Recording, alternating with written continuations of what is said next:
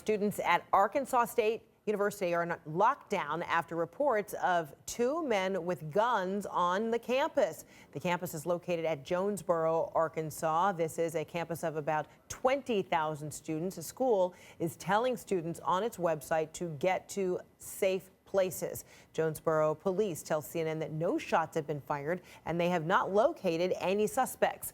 Joining me right now on the phone is CNN law enforcement analyst Tom Fuentes. And so, Tom, while everyone on campus is being asked to stay in a safe place, while that's happening, give us an idea of what you think campus security, Jonesboro police are doing to try to find the gunman and try to secure the campus.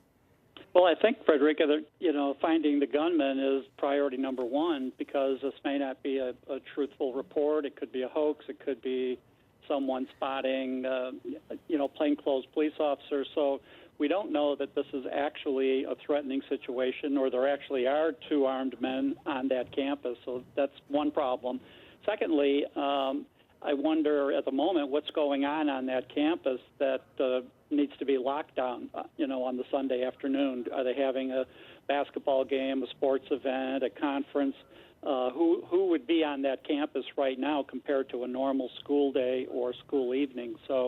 But I think that trying to verify the story and trying to find the source of the report would be probably the very first priority.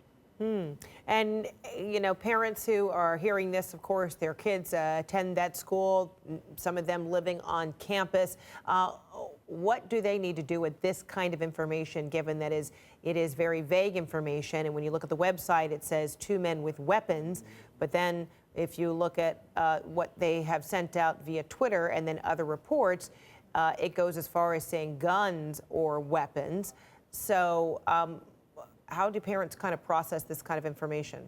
Well, I think it's very difficult to process when you have conflicting information and, nothing more specific than that. It's a campus area, and the surrounding town area is going to be a large area. And by the time a report like that goes out, whoever was spotted could have driven off, could have walked away, could have gone into a building. So it creates a situation for the local residents and other people on the campus to really be in a difficult, if not impossible, situation. Do you go into hiding for the rest of the day, the rest of the week?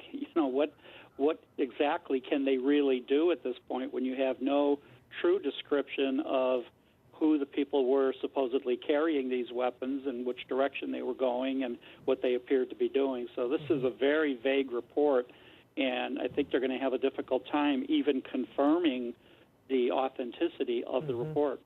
All right, Tom Fuentes, thank you so much. We'll check back with you.